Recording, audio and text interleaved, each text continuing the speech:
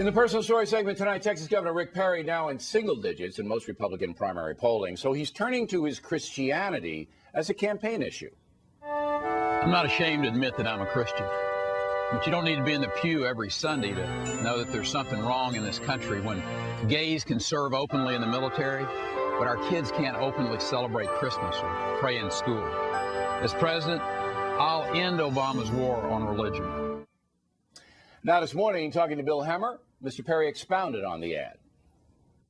When you think about the left in general, which the president obviously is a great part of, not allowing our kids to pray in school, not allowing to celebrate Christmas. And that's what the left has tried to do, is to force all of us who are people of faith to basically say you can't be involved in the public arena.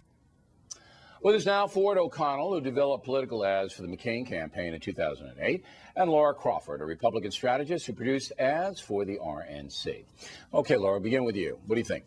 Well, I don't know what gays serving openly in the military has to do with religion, one. And two, if you believe in local control of schools, what, as president, are you going to do about school prayer?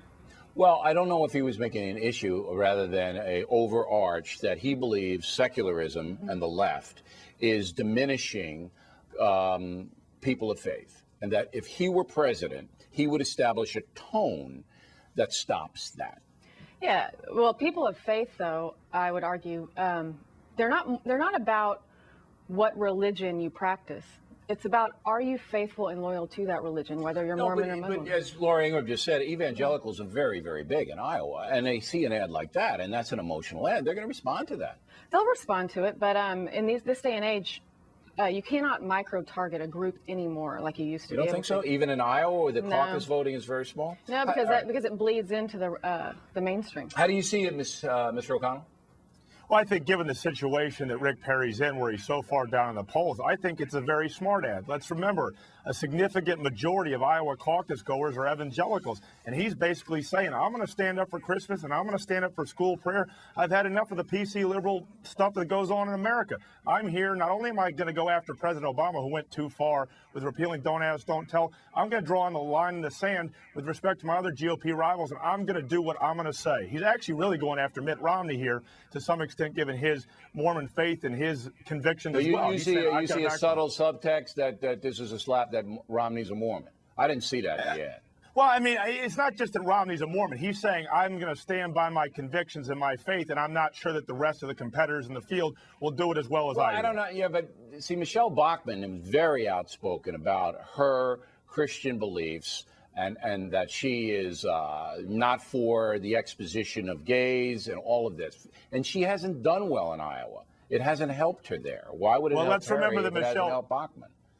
Well, let's remember that Rick Perry actually has an economic record we're standing by. So this is an add-on to it. Michelle Bachmann right now, nobody really knows what she's standing for in terms of the economy. They just know what she doesn't want. So, I mean, I think Rick Perry, when you throw the two together, has a more plausible argument.